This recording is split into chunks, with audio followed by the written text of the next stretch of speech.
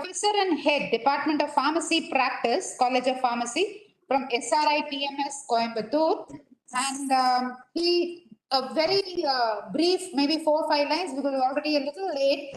He has completed his bachelor degree from the Institute of Pharmacology Technology from Annamalai University. He has worked with Glaxo, Cadila. He's been the best outgoing student and a gold medal in MPharm. And he is an advisory member, board member, and reviewer for various Indian and international journals. He has about 100 publications to his account. He has delivered 120 lectures in various national and international conferences. He's an outstanding pharmacy faculty for the year 2017. And he's nominated as Secretary, Central Executive Council, Indian Pharmaceutical Association Education Division for the year 2018-22. Now, his topic is drug safety and pharmacovigilance. I guess this is a very important topic for both doctors and, of course, the pharmacists, the whole faculty. That's because there is such an irrational use of all kinds of antibiotics and all kinds of drugs. The moment you hear the word fever, there we have a battery of antibiotics up to imipenem and name it anything, vancomycin. So I think this is very, very important topic for the day. With him, we have panelists Dr. V. Shankar, Vice Principal and Professor, PSG College of Pharmacy, Coimbatore, and Dr. Rajshekharan, Professor and Principal, KMCH College of Pharmacy, Coimbatore. So, sir, you can start your talk now, after which the panelists can join in. And after that, the whole thing will be open to the floor. And if people have any questions or any clarifications or any additions, they can do it at the end of the lecture. Over to you, sir. Thank you. Thank you. Thank you so much, ma'am, for the nice introduction.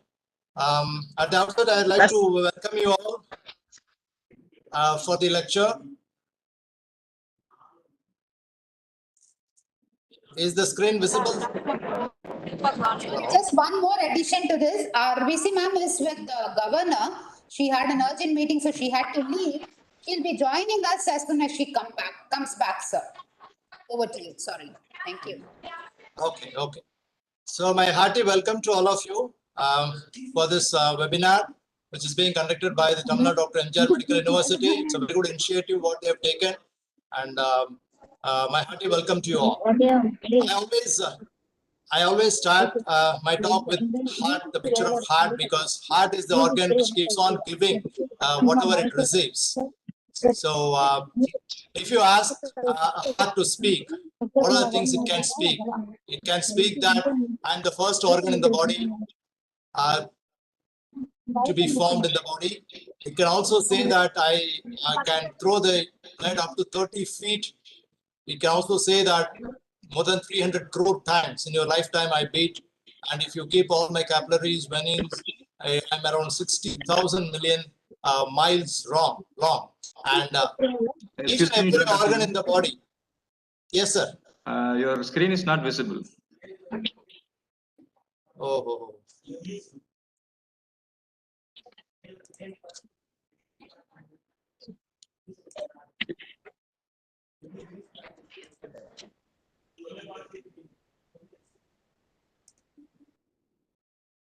Yes, now it's getting shared. Now it's visible. It's shared, sir. Whether it is full screen is coming back? No, it's not full screen, sir.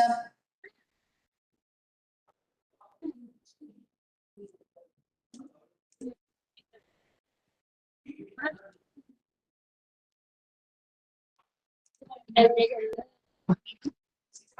if there is an issue, you can give it off to this, you can send it across to the mail, sir. We'll do the job. Yes.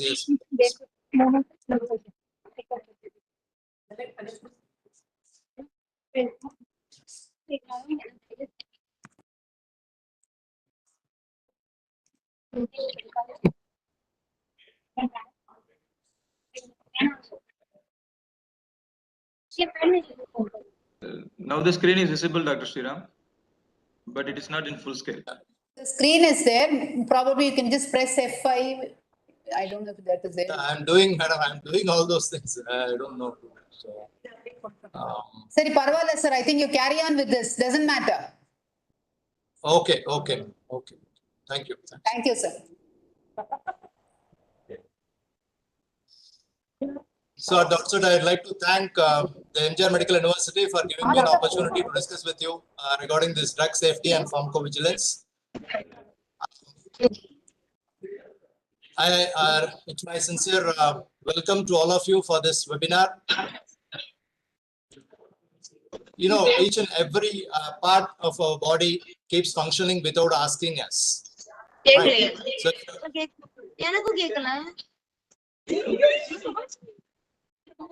hello. All the participants are requested to kindly mute your mic.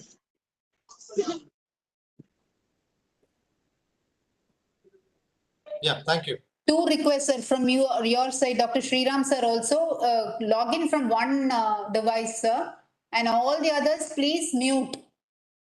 Because there's lots of echo. We're not able to hear Dr. Sriram. Yeah. So thank you very much, and sorry for the delay at the outset. I'd like to mention here that each and every organ in the body keeps functioning without asking us.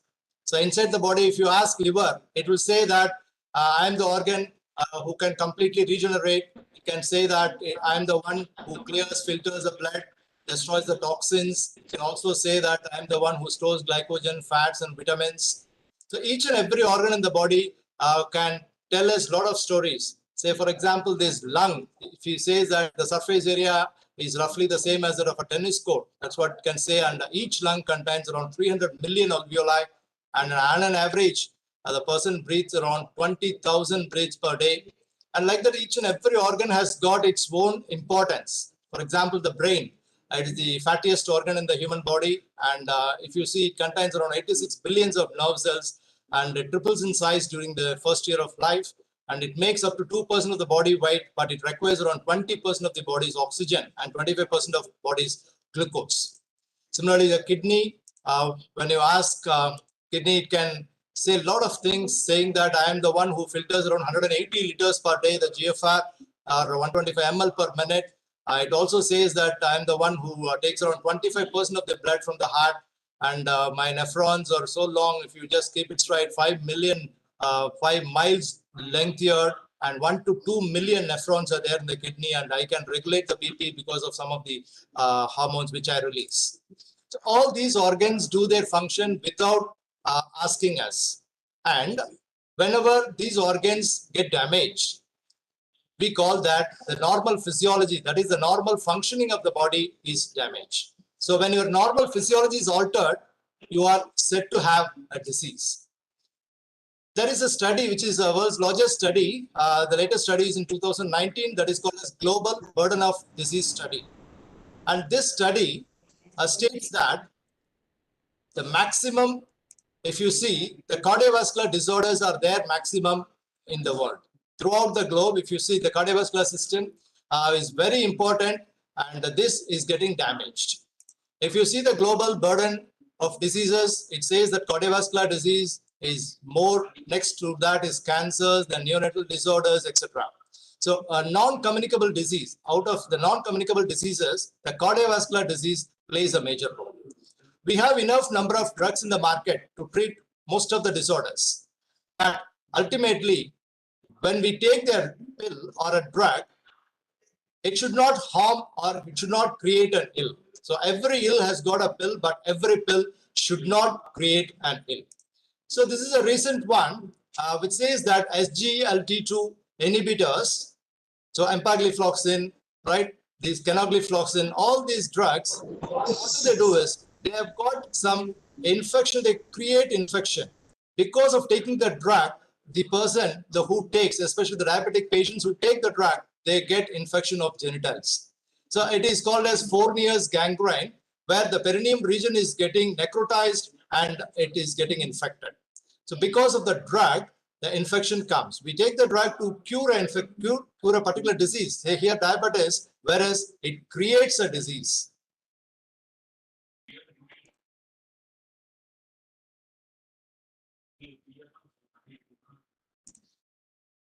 If you see this slide, this is about pioglitazone. It's again anti-diabetic drug. And this drug was banned in the market for some time in June 18, 2013.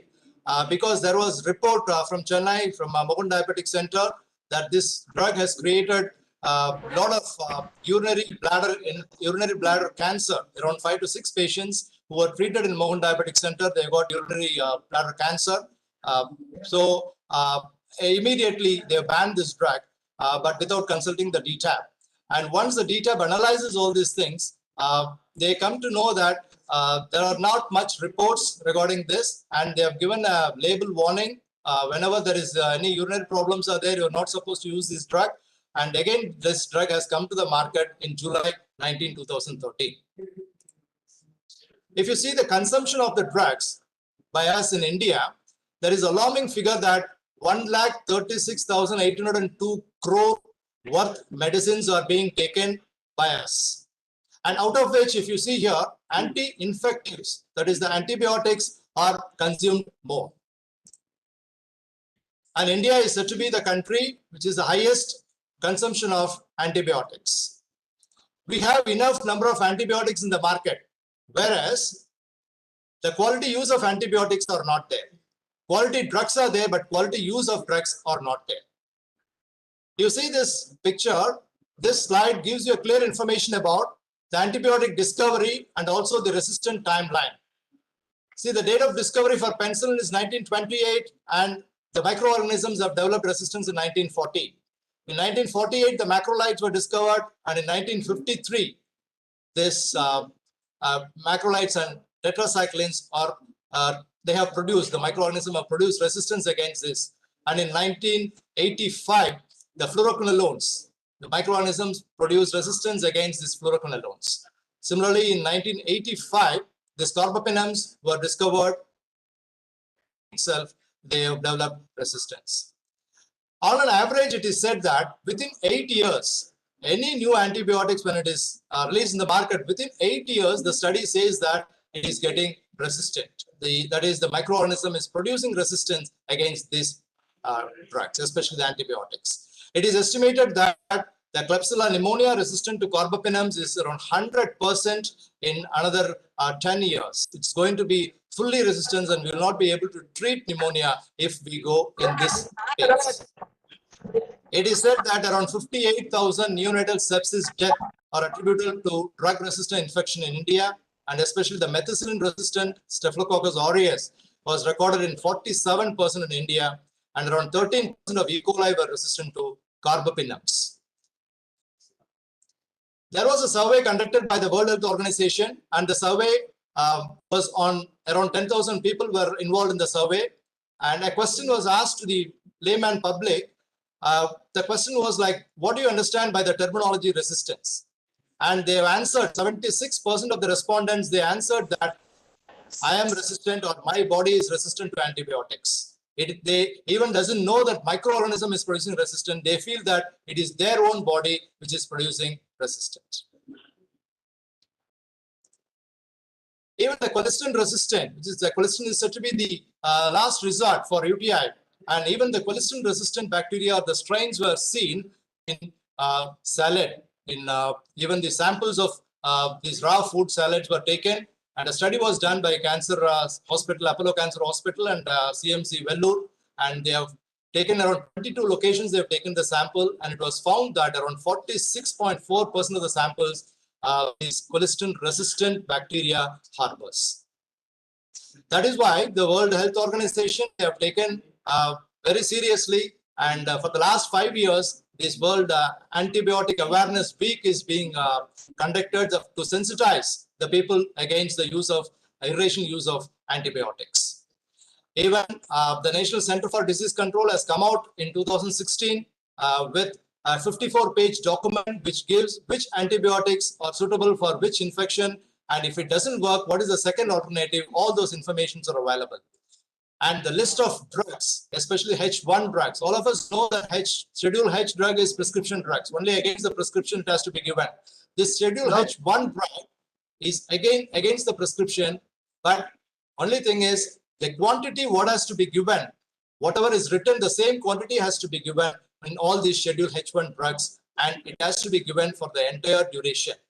Around 46 drugs are there as Schedule H1 drugs, out of which 32 are antibiotics. And all these anti-tubercular antibiotics are included in the Schedule H1. If you see this, a drug which is developed, especially in a lot of phases it involves, the preclinical studies, clinical studies, especially phase 0, phase 1, 2, 3, 4, most of the phases it has to cross, and a lot of money is spent on these drugs. Millions of dollars are spent, and a new drug comes to the market. If you see in India, we say that we are the pharma hub of the world, and it is said that around third largest producer of medicine is India in the world, and the second largest pharmaceutical and biotech workforce, and 80% of antiretroviral drugs are from India, and more than 40% of the drugs used in US are from India, and the highest number of US FDA approved firms. As on date, we have got around 546 plants, US FDA approved plants in India, and every third pill taken in the world is from India, and 1 in 2 vaccines used in the world is from India, and more than 20,000 pharmaceutical firms in India. We say that pharma hub of the world. In spite of having all these advantages, the strength of the Indian pharmaceutical companies keeps increasing. We have got the cost-wise, we are giving the medications of very less cost, and the USFDA approved facilities are more here, strong IT skills, highly trained manpower, low operating margins, right? Strong backup with English communication. And the largest number of drug master files are being filed from India. In spite of all these advantages, the one disadvantage what we have got is we are ranked 131 in the Human Development Index. So what is this Human Development Index? Depending on the health, economy, and education of a country, they categorize the country into ranking. They rank the countries, and we are in 131 position. Previously, we were in 129. Now, recent one, 2022 ranking of the Human Development Index says that it is we are in 131 position. If you see, the cost of the problem is more than the cost of the medication, because the proven efficacy and the actual efficacy, there is a gap. This is all because of few reasons like medication errors, the proper selection of the drug and the dosage, and the non-adherence by the patients, the drug interactions, and the adverse drug events. So that is why, even though good quality products, quality medications are available in the market, we are not able to combat the disease. That is because the proper medications are available, but the quality use of medication is not there. That is why from the product-oriented approach, the patient-oriented approach has started.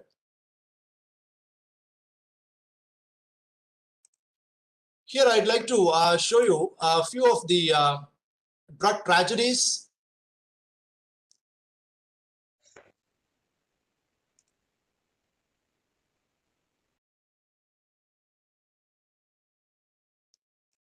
I'm sorry, there is one. Yeah. So here we know, all of us know this Thalidomide tragedy, which was first introduced in 1950s. And this drug was taken by the pregnant women, especially for the treatment of morning sickness. And the drug has developed teratogenicity, and it was withdrawn from the market. And sulfanilamide, this tragedy, all of us know that more than 100 deaths because of the solvent which is used there, that is the diethylene glycol as a solvent. More than 100 deaths were there because of sulfanilamide. Then bractolol has caused the oculomucocutaneous syndrome, especially this bractolol disaster has created a big impact when it was used for the treatment of cardiac arrhythmias. Again, phenylpropanolamine, it's again a component which is there in most of the pharmaceutical ingredients like stimulants, decongestant, anorectic agents, and it was even used as over-the-counter cough or cold preparations. But it has caused a lot of problems like increased risk of stroke, and it was banned in India in 27th Jan 2011. Again, cisapride is one drug which has come out very fast in the market, especially when the concept of GERD, gastroesophageal reflux disease, when it was found. The first drug with Janssen Pharmaceuticals, they have come out with the cisapride. And this drug till then, till the introduction of the cisapride, our doctors were treating for ulcer. When the GRD, the concept of GRD came, then the cisapride was the drug of choice. And there were around 22 companies which started manufacturing the cisapride in India. And all of a sudden, the inventor of the molecule, that is Janssen Pharmaceuticals, they said that it produced arrhythmias and they're going to withdraw it from the market. So we did not have, that time we did not have proper pharmacovigilance system in the country, and we were not able to decide on that. Again, rosiglitazone, it's again a drug which is very important drug, but at the same time, it is caused a lot of problems, especially the risk of heart attack, which is again taken out from the market in 2010. And rofecoxib, this is most widely used, and but because of the cardiac side effects, it's again withdrawn from the market as it has developed heart attack. Again, another anti-obesity drug, rimonabant, which has caused suicidal symptoms. Those who take this drug has got suicidal tendencies, and it is again withdrawn from the market. It was banned in India in 2009. Again, sibutramine, it is again an anti-obesity drug, which has also caused cardiovascular death, and it is banned in India in 2011. Again, gatifloxacin is a drug which is, again, the oral formulation is banned, and a lot of deaths were reported, around 13 deaths were reported, and the Union Health and Family Welfare Ministry of India, 18th March 2011, it banned the manufacturing of gatifloxacin tablets or use of gatifloxacin tablets. So each and every drug, when it is used, it has got its own positives and negatives, or the advantages or disadvantages. So whenever you wanted to read, or whenever you want to know more about these adverse drug reactions, we should know the negative part of the drug also. For example, the diuretics, whenever diuretics are used, it can change the electrolyte functioning. That is, electrolyte imbalance can happen. And whenever these diuretics are given, there are a lot of chances to become gout patients. That is, hyperuricemia conditions are there, and there are incidents of hypokalemia. And the high doses of diuretics, especially when it is given, especially frusemide, the loop diuretics, when it is given in IV, not more than 4 milligrams per minute, that is the administration dose. And more than that, if it is given, transient deafness is reported. Similarly, beta blockers, it's contraindicated to asthma patients. All of us know this.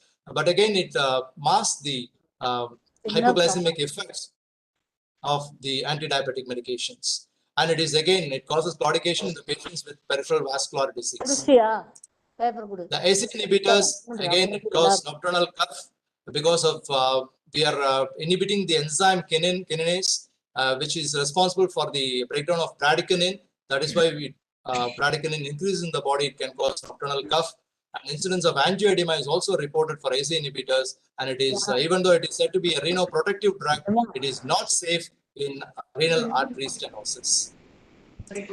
So medicines, when not used appropriately, it becomes medicines.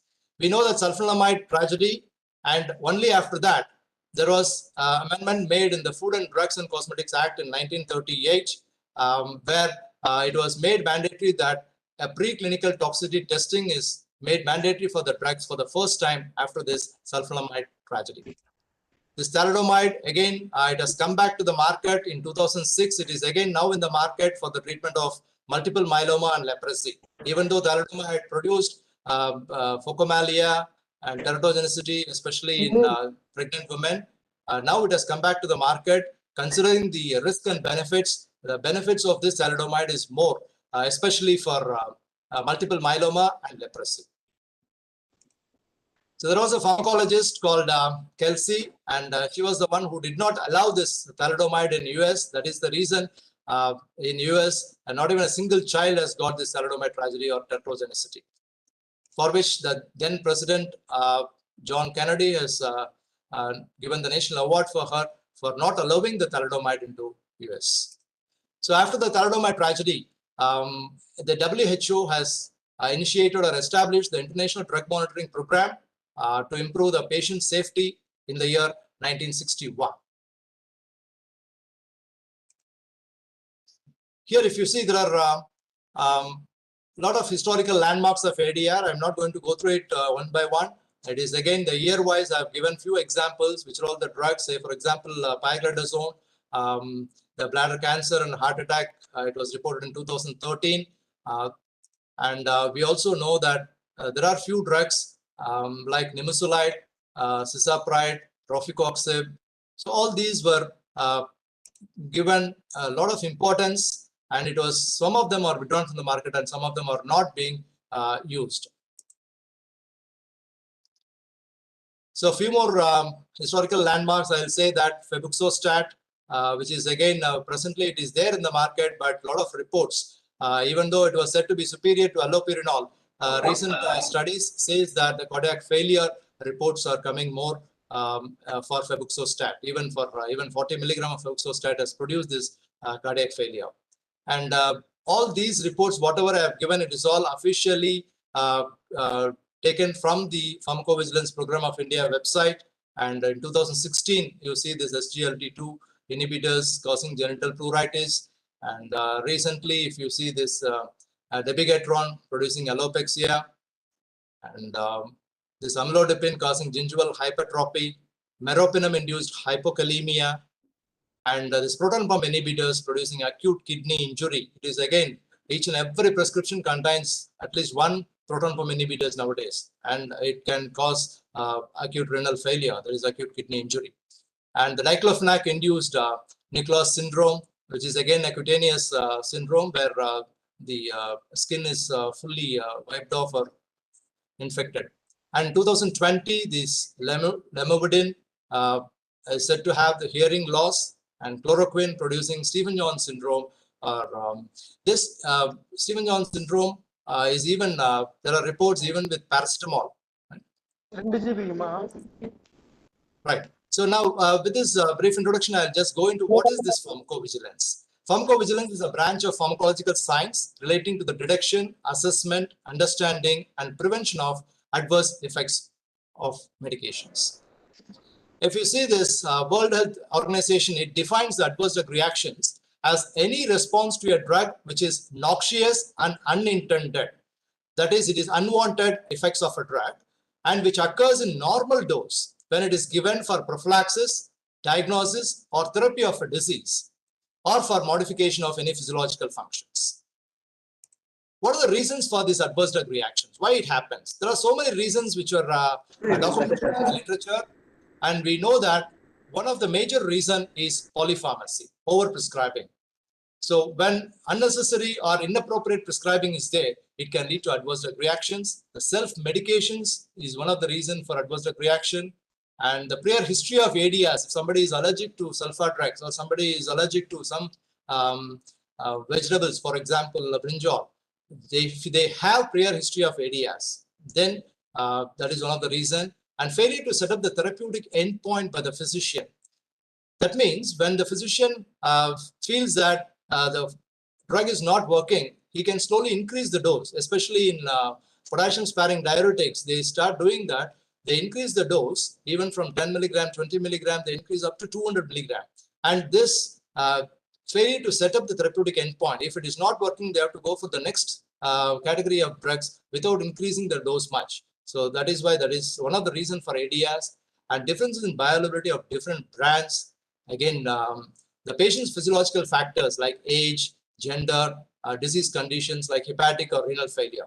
So if you see some of the patients, the aged patients, the albumin content will be very less in the body. And you know that albumin is the plasma protein which carries all the acidic drugs in the body, and most of the drugs are acidic in nature. And the genetic predisposition and drug interaction like enzyme inducing and inhibition of each other can be one of the major reasons for adverse drug reaction. This is one of the warning given by the FDA regarding the norfloxacin, especially the fluoroquinolone antibiotics. When it is taken, it ruptures the main artery aorta. We know how important the aorta is. Aorta is the major artery in the body which keeps supplying to all the systems of the body. So when that aorta is ruptured, just think of how much very important disorder it is. So these are the different countries have got different methods of monitoring these adverse drug reactions. You've got MedWatch program. You've got in Europe yellow card system. In New Zealand, you've got CARM system. In Australia, blue card system like that. So in India, who monitors these adverse drug reactions? This, our Pharmacovigilance Program of India, that is Indian Pharmacopoeia Commission in Ghaziabad, they are the one who monitors these adverse drug reactions.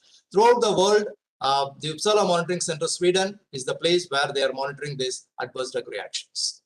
The Ministry of Health and Family Welfare, Government of India, has initiated this nationwide pharmacovigilance program in the year 2010, and the Indian Pharmacopoeia Commission it is functioning as the National Coordinating Center for Pharmacovigilance Program since 15th April 2011. If you see, this is the picture of the Indian Pharmacopoeia Commission. I had a chance to go there thrice for their. Is the screen visible? Some problem is here. It's not visible, Dr. Sriram. Is it visible now? Not yet. It's suddenly something. Just a minute, sir. Excuse me.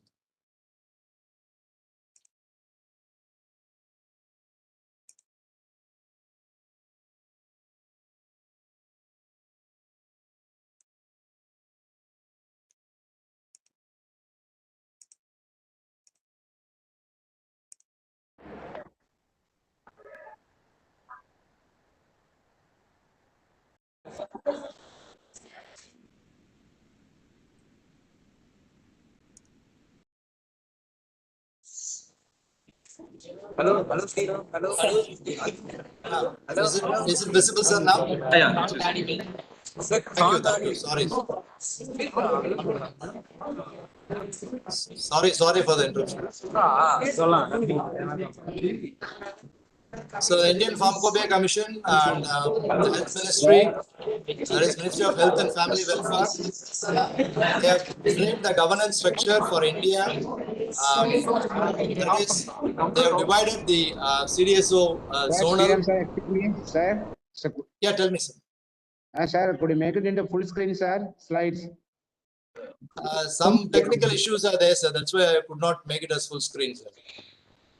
Okay, sir. Thank you, sir.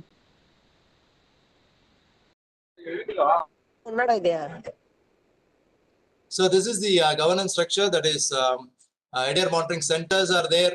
We have got around 5, 6, 7. That is 567 ADR monitoring centers so far as on date in the country, and they divide into zones: north zone, south, east, and west zones. And the companies, that is around 20,000 pharmaceutical companies, are also reporting their phase 4 reporting system is created in each and every. It is made mandatory that each and every company has to do this pharmacovigilance program.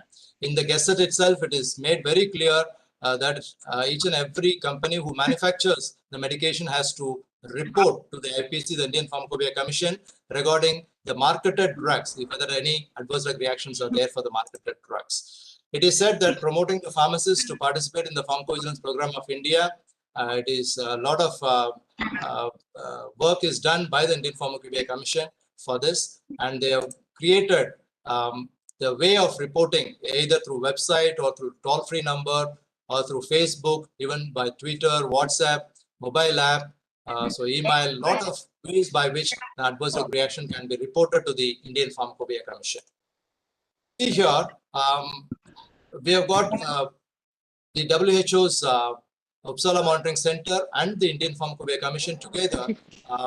They collaboratively, they work, and the ADR monitoring centers, they are supposed to bring the ADRs, they collect the ADRs, they perform the causality assessment, and then they send it to the Uppsala Monitoring Center either directly or through the National Pharmacovigilance Program of India.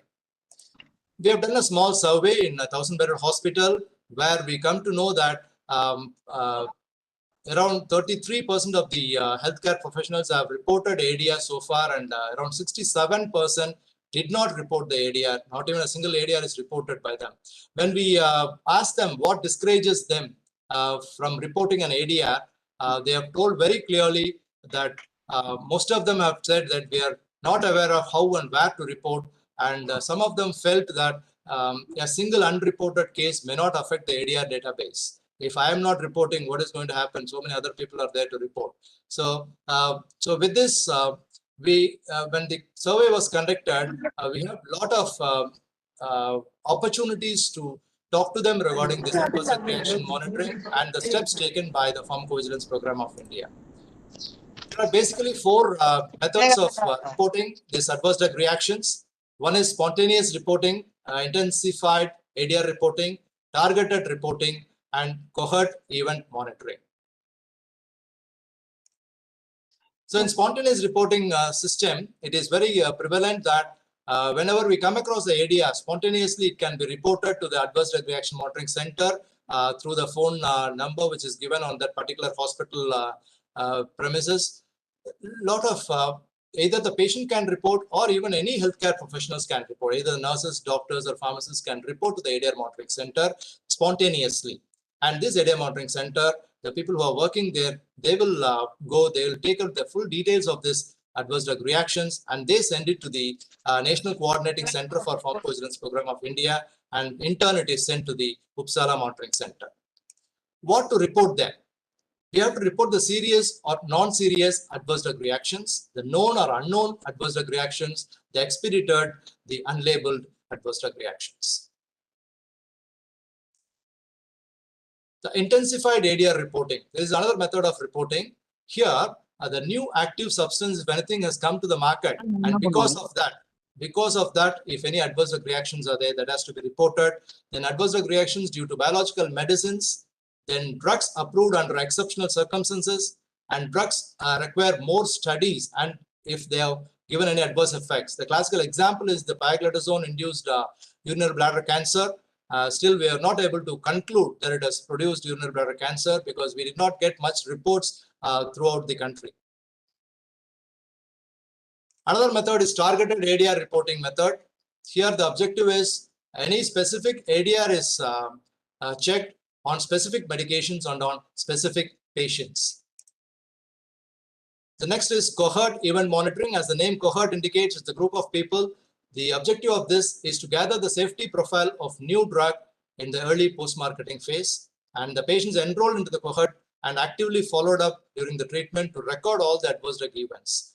For example, here the safety profile of bedaquiline in the extended drug release TB patients. It was again a big study conducted and it was published in the WHO's newsletter also. And what is the major objective of all these four different methods of collecting these adverse drug reactions? In spontaneous reporting, we are there to record the safety profile of all medicines. Whereas in intensified ADR reporting, the safety profile of new medicine and biological preparations are noted down. And in targeted reporting, the ADR profile of specific medicine in a specific population is noted down. And in this, more information on the cohort study, especially the safety profile of a new drug in the early phase is done. What are the minimum requirements to report an ADR?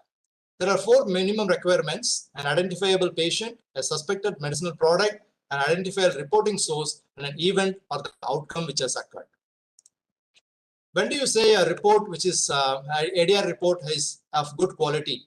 If you have all these details in the ADR reporting, for example, the age, the gender, weight, dose, route of administration through which the ADR has occurred, the laboratory parameters, patient's lifestyle, medication history, how serious is the ADR, the outcome of the ADR, whether any dechallenging or rechallenging is done, what are the other comorbidant for which the concomitant drugs are prescribed, and whether the causality assessment is made or not. And who can report these ADRs? The physicians, dentists, nurses, pharmacists, and even the patient, the consumers can report the ADRs. So here is the reporting form. All of you would have seen this form. This is the latest version, is version 1.4, where they take all the details regarding the drugs and the patients, and also the reaction, when it is started, when it is stopped, right? Is it whether it has created any death or not, and the causality assessment is also done. When you say causality assessment, there are different methods of doing causality assessment. I think this slide, since it is not full slide, you're not able to see that. There are different methods are there. The WHO method of causality assessment and Naranjo scale is there. So in Naranjo scale, there are different questions asked and they score for each and every question. And by the end of the scoring, if it is more than 9, then you say it is definite ADR. And if it is 1 to 4, it is possible, probable. So different names are given for the scoring. So in WHO Uppsala Monitoring Center Causality Assessment Scale, when do you say a particular ADR is certain? If there is time sequence, for example, when you're given the drug and after giving the drug only it is produced, the time sequence is there, then it is certain. Whether any drugs or disease are ruled out, then D-challenge is done, yes. Re-challenge is done, yes. Then the ADR is said to be certain. So in the causality assessment by WHO scale, there are 4 different methods, 4 different categories are there. One is certain, probable, possible, and unlikely. So probable, there is no re-challenging. Possible and unlikely also, there is no re-challenging.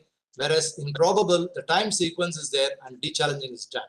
In possible, there is no de-challenge, and whereas the time sequence is there. Whereas unlikely, all the it doesn't fall under any of these categories.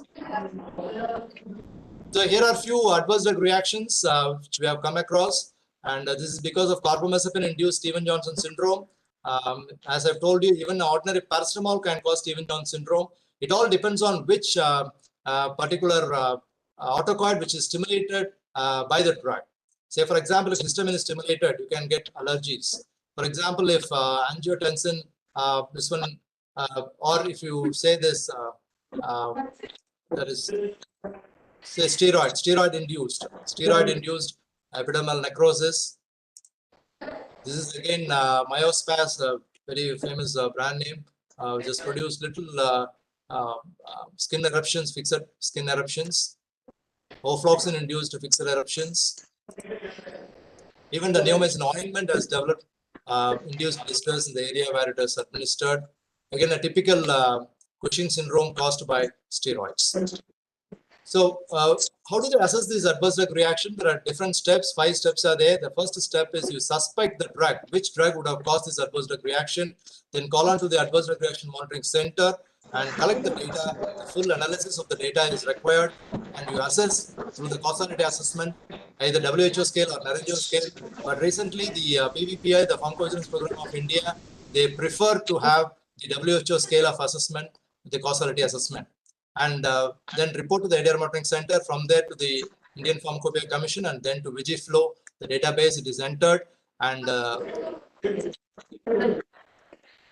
the individual case safety report, the quality of the individual case safety report is improving day by day, especially when compared to the other countries. The Indian reports are said to be standard.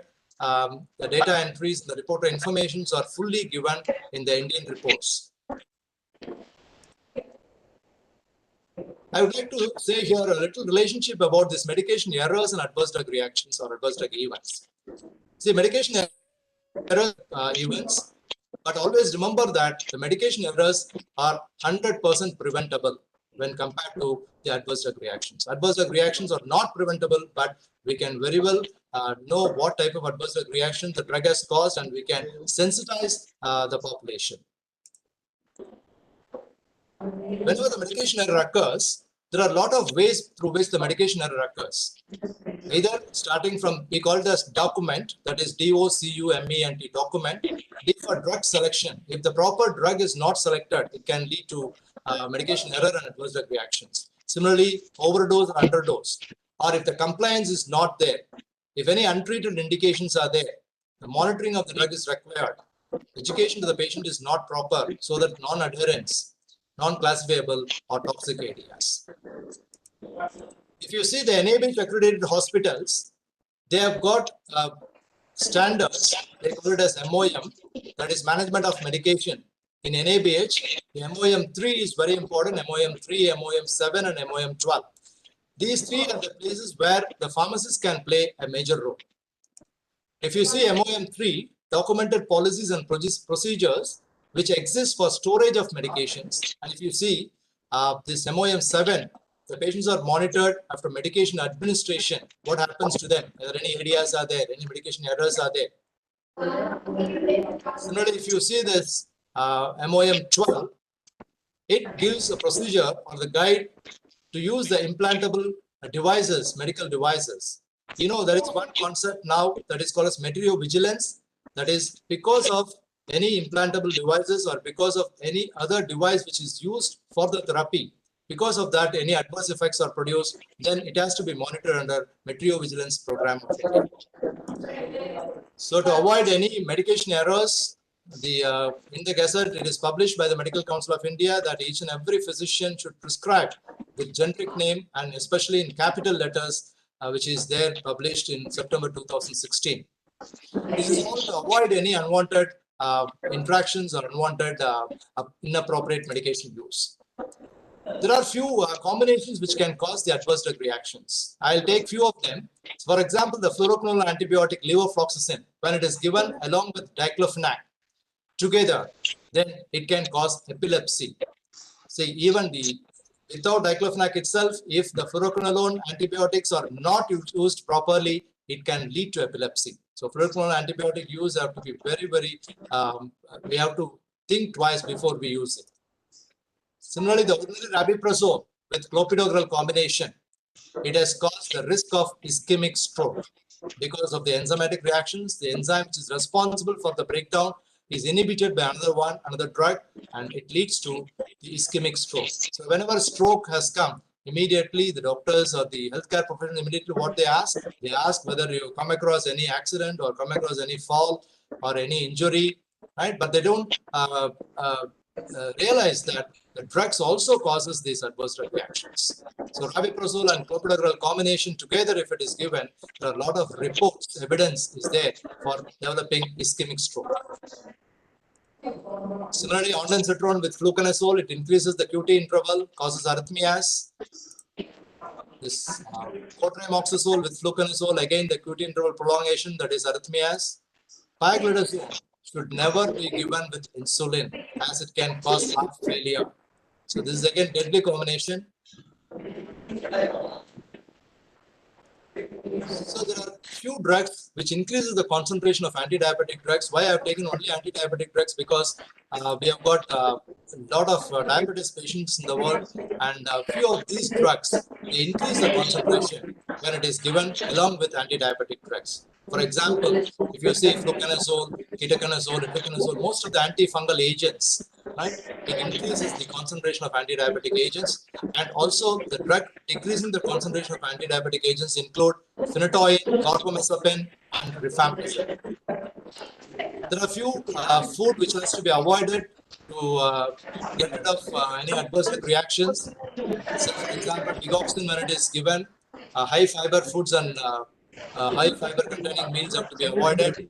And the calcium channel blockers, grapefruit juice should be avoided. AC inhibitors, the potassium containing food should be avoided. And phenytoin, excess proteinous food should be avoided. Even sometimes the food what we take, it will not allow the medications to work properly. For example, when a doctor gives a painkiller or an NSAID, right, and the patient takes along with tomato contains a chemical component called as solanin, which will not allow the NSAIDs to work, and solanin further precipitates headache. And thiamine-rich food like banana or even the mushrooms, it can cause headache. Even the apple seeds, when the apple juice is taken along with the seeds, then apple seeds containing amygdalin, which if it is taken continuously, can lead to toxicity, and it reduces the effect of atenolol and fexofenadine. There is one area which we normally don't concentrate much. This is the area of IV incompatibility. When two drugs are given through IV, especially by the nurses in the hospital, there are a lot of adverse effects which is happening. I'll tell you, there are three basic things, the IV incompatibility studies. One is the physical incompatibility, chemical, and therapeutic incompatibility. So there are four major mechanisms by which this incompatibility happens. One is the acid-base changes, solubility changes, oxidation reduction reactions, and cracking or emulsion can form. So what is the consequence of because of this IV incompatibility? There is damage because of the toxic product which is formed, and particulate emboli can cause, and tissue irritation due to pH change or therapeutic failures can happen. Here are a few examples. The very famous drugs, the proton pump inhibitors, the pantoprazole with ondansetron. Please do not mix this in the Y side because it can cause acid-base reaction. Similarly, linezolid with pantoprazole, again acid-base reaction, it is a physical incompatibility. And midazolam with sodium bicarbonate, right? It causes turbidity when it is mixed in the Y site. And these drugs combinations will not have the pharmacological activity, but at the same time, it can produce some adverse effects also. Another example is furosemide with vancomycin. The particulation happens. Again, furosemide with ondansetron turbid preparations happens. See, we have conducted some studies on this, and we have even educated the nurses in our place in the hospital where we are working, that is 1000-bed hospital. And the levofloxacin piperacillin combination, here also the microcrystalline precipitation has occurred when it is mixed in the same IV site. And this is one major interactions which lead to adverse effect, that is calcium gluconate. In general, the calcium gluconate injections are to be given for 10 minutes, slow IV push, whereas if it is given with ceftriaxone and calcium gluconate, it causes turbidity and it can lead to clogging of the arteries. And the ceftriaxone clindamycin combination, the chemical decomposition happens when this combination is given. Meropenem pantoprazole, again, precipitation happens in the IV site. Phosphenetoin with midazolam. So how to resolve all this thing? Just to give gap, give time between the doses and administer the drugs.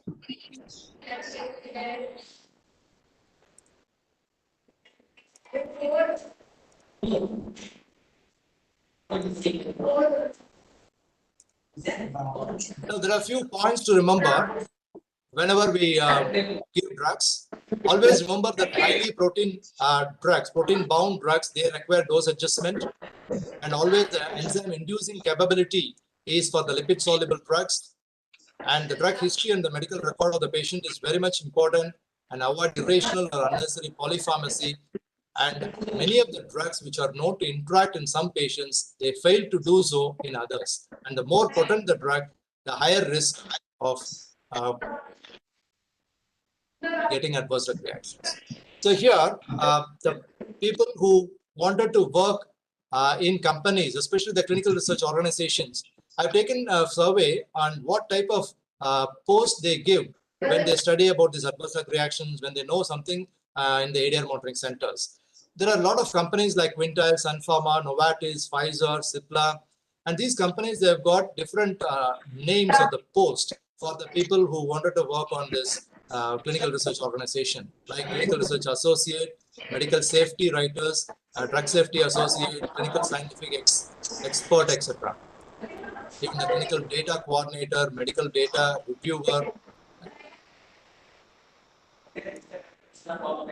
I also wanted to tell you one thing, that is the medical device amendment rules in 2020. It says that all medical devices in India to be regulated as drugs. That means, like for drugs, when we say that there is, whenever any adverse effects are there produced by the drug, it has to be reported. Similarly, all the medical devices used in the hospital also has to be considered as drugs and to be reported. Right? All medical devices which are not notified until the February 11, 2020 will now be referred as newly notified medical devices. So if you see this Pharmacovigilance come into existence, especially from August 2010, which was the initiation of that, because of the Johnson & Johnson hip implant, it has produced, it has released copper, and it has created a lot of problem in the people who used it. So since then, the Pharmacovigilance program of India started gearing up, and now the government of India gazetted two important notifications and a new definition for medical devices and the medical device amendment rules. There are lot of literature evidence. There are a lot of literature evidence which says that the medical devices have produced a lot of adverse reactions. So I'm not going into the details of it. This is just for you to know that the medical devices also are to be considered as drugs. So there are a 5-page document for noting down this medical device adverse drug reaction reporting, which is there in the CDSCO website. In the IPC website also it is there. Right? Once you send all these details to them, to the IPC, they will be sending us the mail regarding whatever you have reported. And, this acknowledgement is also done. So the success of any pharmacovigilance program depends on the knowledge, practice, attitude, and the skills what you develop.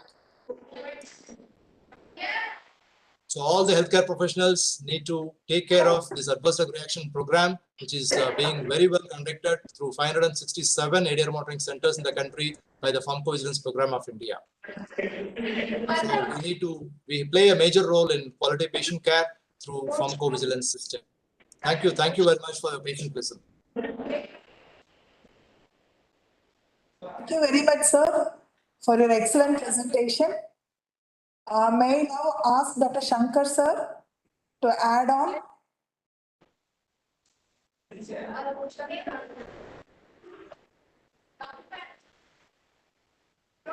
Madam, can I talk? Sir, please, sir. Hello, madam, can I talk? Yes, sir, please, sir. Yes.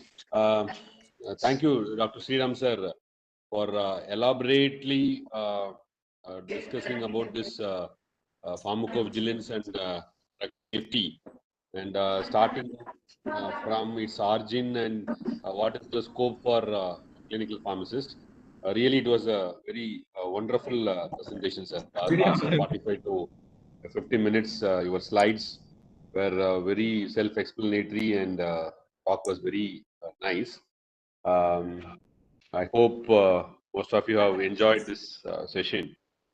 And I also agree with your terms that the quality of drugs is there, but the quality of use has to be still improved. Like you said, that is the important point here. And also you told about the resistance.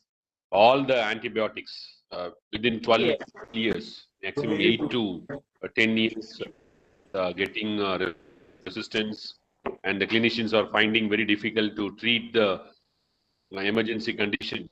Like Western countries or like other countries, we don't have any reserved antibiotics or reserved antibiotic policy, which will be used only at emergency. We are not following that. So that is the key point also we noted. And also regarding the type prescriptions, in that 32 antibiotics are there, that also you mentioned. So that also has to be handled carefully, because the TB eradication, that type of drugs also there under that. So that is a point to be noted. And also you told about all the different types of color codes used at the pharmacovigilance safety yellow card. All this details you have told, which will be very useful to the participants. And also you told about this different clinical experience with the ceftriaxone, with meropenem, what types of palpitations or what type of seizures or strokes, clinically, what may be expected. The drug is not given very carefully, and what is the drug has to be administered per minute. So if there is a change in concentration, or if you are mixing the drug with calcium carbonate, especially you told the example of ceftriaxone with calcium carbonate, all are very fantastic examples for mainly for the clinical pharmacist students, and mainly the students who are working at different centers of pharmacovigilance. And finally, also talk about the NABH recommendations with respect to MOM, management of medication 3, and management of medication 7. So that also will be useful to most of the teachers working in hospitals, attached colleges, where they can involve themselves in this type of NABH accreditation with the MOM and MOM 3 and MOM 7. And also your details about this medical devices regulations 2020 was very clear, and about this material vigilance also, what is the role and what is happening in the medical devices. So I think it is a very good session from the initial to the close. So that's what I am thinking. So I expect that Rajesh sir also will give few points, who is chairing the session. Then we will have the session open so that the questions can be asked to you for clarification. Thank you, sir, for excellent presentation. Thank you. Thank you, sir. Thank you for your nice words. Rajshekar, sir. Yes, madam. So you Am I audible? Yes, sir. Yes, sir. Okay. Very good afternoon to all. First of all, I'd like to thank esteemed Vice Chancellor Madam and officials of the Tamil Nadu Dr. M.G.R Medical University for organizing this webinar series regularly since March 2021. Pharmacovigilance is an emerging field and it is a new domain in pharmaceutical industry. The main goal of pharmacovigilance is to use medicines safely. The demand for pharmacovigilance surged due to increased medicine consumption and rise in diseases. Medicines can have unintended adverse effects that only become apparent after being on the market for a prolonged period. The major challenge for these pharmaceutical industries and regulators are to keep track of and report adverse occurrences. The pioneers in pharmacovigilance are United States of America, European Union, Japan, and Australia. In USA, the pharmacovigilance is regulated by US FDA. In European Union, it is regulated by European Medicine Agency. In Japan, it is regulated by Ministry of Health, Labour and Welfare. In Australia, it is regulated by Therapeutics Good Administration. And in India, it is regulated by CDSCO, Central Drugs Standard Control Organization. In 2021, India ranked 9th position in ADR reporting. Currently, 567 ADR monitoring centers are there in India, including 52 centers in Tamil Nadu. In 2022, until today, India reported 69,585 cases of ADRs, and in fact, more than 6 lakh ADRs have been reported by India since 2010. The government of India has introduced 3 vigilance programs, as it was been rightly pointed out by the speaker, Dr. Sriram. The first one is the drug-related problem can be reported to the Pharmacovigilance Program of India, SPVAPI. The medical device problem can be reported to Material Vigilance Program of India, which is known as MEPI. There is one more program which is drug-related problem can be reported to Chemovigilance Program of India, which is known as HVPI. Other than pharma industries and CROs, the life science division of IT industries like TCS, Cognizant, Wipro, and Accenture are into pharmacovigilance, and hence there is a lot of employment opportunities for pharma professionals and life science graduates. I think Dr. Sriram has covered the entire aspect, and it was an excellent presentation by Dr. Sriram on drug safety and pharmacovigilance. It's not left out anything, everything has been covered. To make the discussion more interesting, I would like to have some questions for discussion.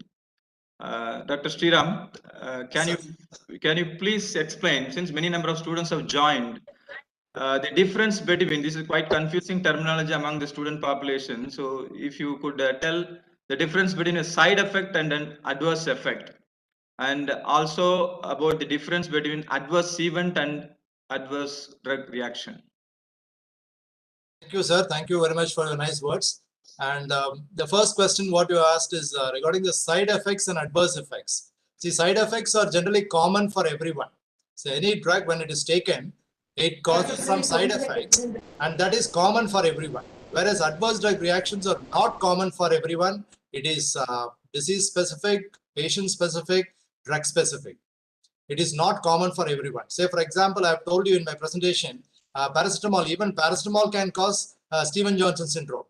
But carbamazepine-induced Stevens-Johnson syndrome is seen in more number of patients. So in general, side effects are common for everyone, whereas adverse effects are not common for everyone. Say, for example, when nitrates are taken, it's a vasodilator, it can cause headache. The headache is a common side effect for nitrates, but it is common for everyone. Right? It is a side effect. But when it produces some other adverse effect, which is not common, right? Adverse effects are not common for everyone, and side effects are common for everyone. And the second question, what you have asked about adverse drug events and adverse drug reactions. See, adverse drug events does not necessarily have any causal relationship with the drugs taken. For example, a medicine is taken and adverse event has occurred, and it may not be necessarily because of the medication. Whereas adverse drug reactions are mainly because of the medications. So adverse drug events need not be necessarily because of the causal relationship may not be because of the drugs also. So that is a major difference. Okay, thank you. I have another couple of questions. What could be the cause for an adverse reaction? There are a lot of causes, as I told you. The predisposing factors are there, polypharmacy is there, genetic predisposition is there, even the allergic, which particular cytokines or which particular autocoid is stimulated in the body because of the drug, that is also a reason. Right? Most of the times it is because of inappropriate use of drugs. Especially because the physiology is different for different people. I have told you one example. In aged people, albumin content is less. So even the normal dose will be toxic dose for them. Even the normal dose of paracetamol for elderly, when the albumin content is less, it becomes a toxic dose. Okay. What could be the percentage mortality due to medication error, probably in India and worldwide? And we can suggest some how we can minimize this. So medication errors, as I've told you in my presentation, 100% is preventable. It is 100% preventable, unlike adverse drug reactions. So medication errors can lead to a lot of adverse effects, but it is all 100% preventable. And these medication errors, maybe administration errors or prescription errors or dispensing errors, a lot of types of medication errors are there. If you see throughout the world, the medication error ranks number 8 to cause these adverse drug reactions. So whenever the adverse drug reactions due to medication errors, it is ranking number 8, and adverse drug reactions ranks number 4 throughout the globe. Thank you, Dr. Sriram. And I can take up some questions if from audience, if anybody would like to have the clarification. Anyone from the audience, if you would like to ask any questions to the resource person? Yes, sir. Please go ahead. Unmute.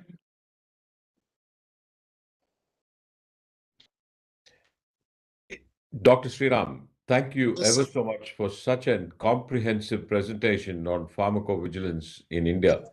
I am Pala Rajesh, the Vice President of the Royal College of Surgeons of Edinburgh, and Nice. I am really pleased to hear that there is so many monitoring centers, 567 in the country and almost 52 in Tamil Nadu. You know, you talked about polypharmacy. That's probably one of the most important problems that you face in daily practice in the country.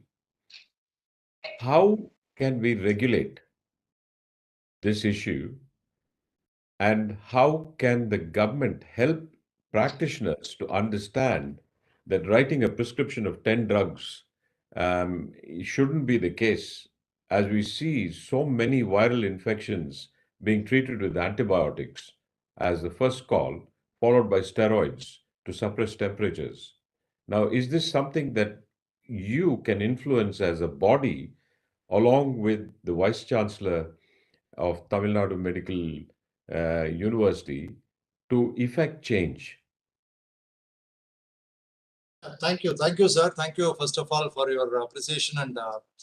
And to answer your question, as you rightly said, the number of drugs in the prescription are more, and the physicians are compelled to prescribe more because of the comorbid conditions, especially when the age advances, the comorbid condition increases, and they are compelled to prescribe more. And when we talk about these antibiotics, how to bring down the use of unnecessary irrational use of antibiotics. We had a program at our hospital where I'm working here in Ramakrishna Hospital, the 1,000-bedded hospital. We have come across this antibiotic monitoring policy. And in that policy, when we discussed, without getting the approval from the microbiologist or the physician who is working as microbiologist, you are not supposed to give the restricted antibiotics as per the antibiotic stewardship program. But practically speaking, when the patient in the ICU is suffering, is getting infected, he has to be taken care of immediately. The physicians are compelled to prescribe the antibiotics, the higher antibiotics, especially when they come to the hospital. The patients, most of the times, especially in India, they try a lot of antibiotics through the other sources, and then without when it is not working out, then without much choice, they come to the hospital and get admitted. So in this case, what we can do is the rational use of antibiotics need to be regulated, especially when the antibiotics are given either in the hospital. Excuse me. Excuse me. I think Kavi Kumar. Excuse me. Kindly mute yourself. As the discussion is.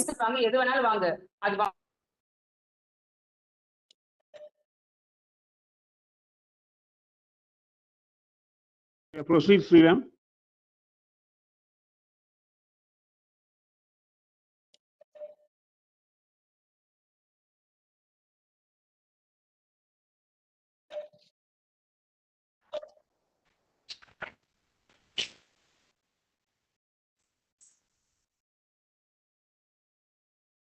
Dr. Sriram, you have to unmute yourself.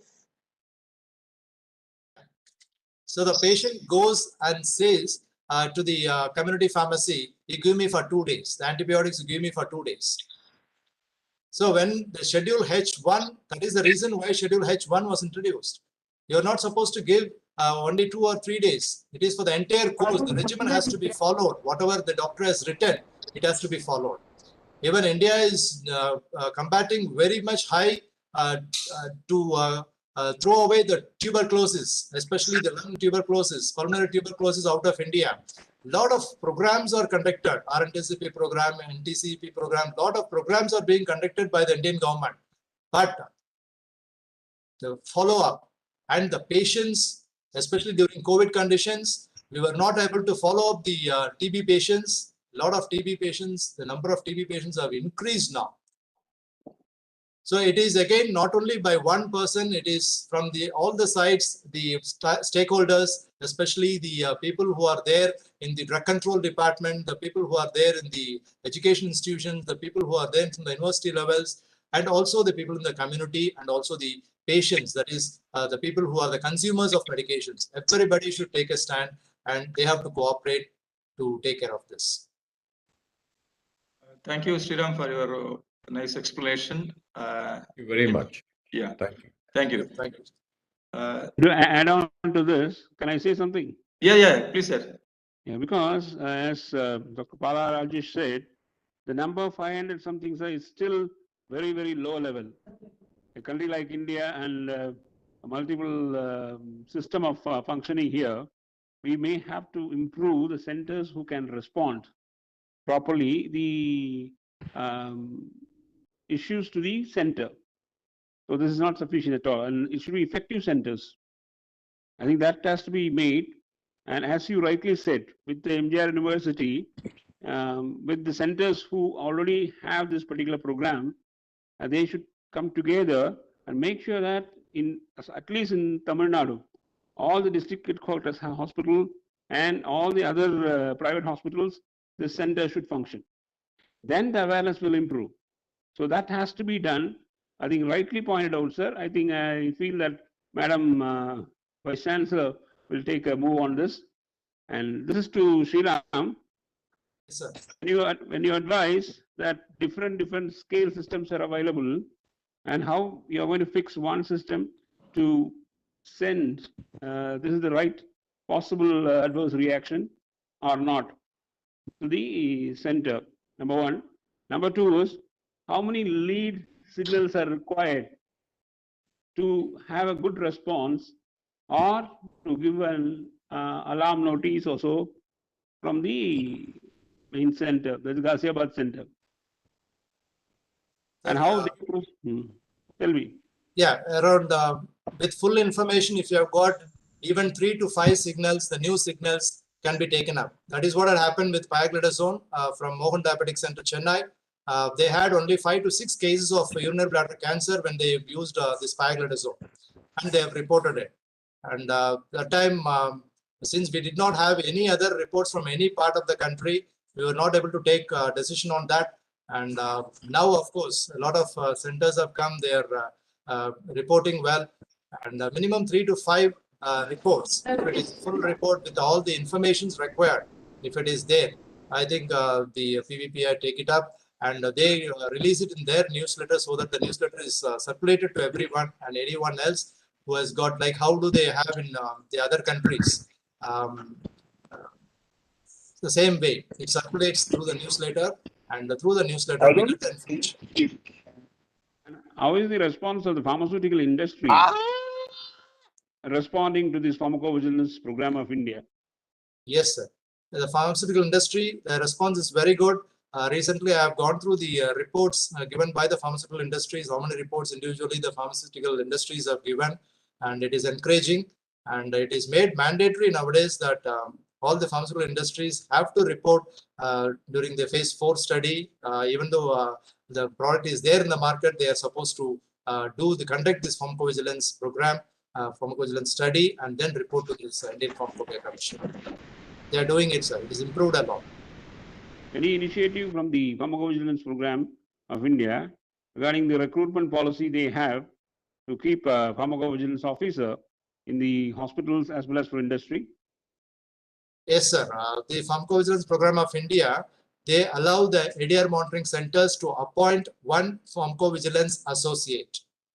What they ask us to do is, suppose if I have an ADR monitoring center, I can conduct interview. I can call on people, I can advertise, I can call on for the interview.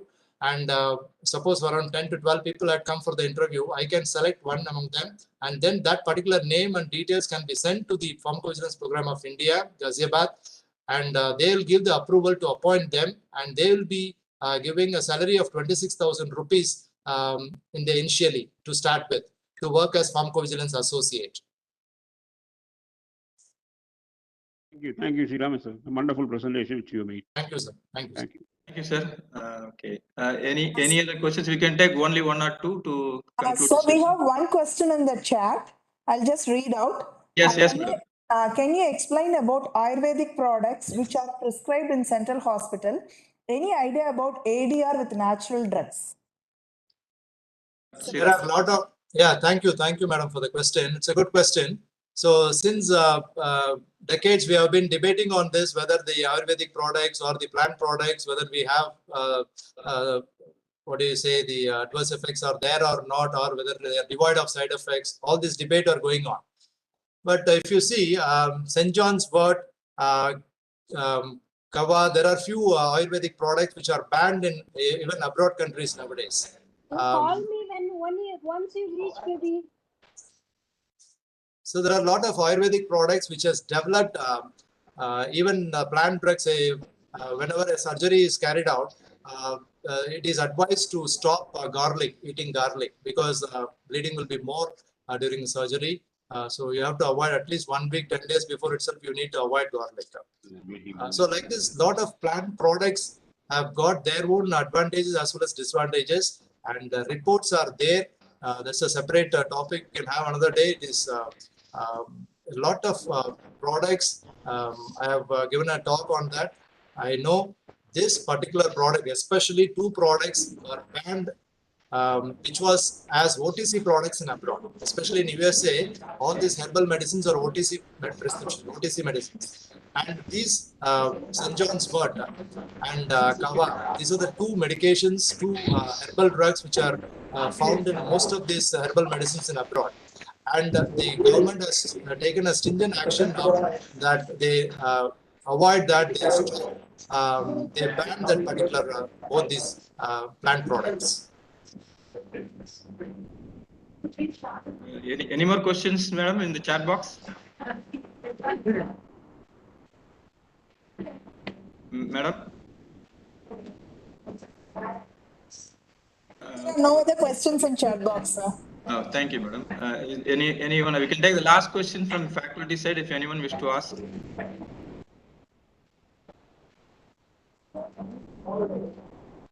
Okay, I think. If there are no questions, then we can wind up the session. Thank you, sir, Dr. Sriram, sir. Thank you to the university. Dr. Shankar, sir, and Dr. Rajshekharan, sir. And it was very nice and pleasant listening to the academic discussion. It was very nice. Thank you, Dr. Ravi, sir, and Dr. Rajesh, sir. Thank you, madam. On behalf of the principals and faculty members of affiliated institution, we would like to place on record our thanks and acknowledgement to VC madam, Pushkala madam, Sangita madam, and Dr. Meena madam for giving a wonderful opportunity to share the knowledge with the students. Thank you very much. Thank you, Dr. Meena. Even at the last minute, you went ahead and then planned everything for this webinar. Thank you very much, Dr. Meena, ma'am. Thank you, ma'am. Thank you for the opportunity given to the pharmacy profession, ma'am. Thank you. Yes, madam. Thank you. We will call it a day. Thank you, everyone. Thank you. Thank you. Dr. Sriram, Thank you.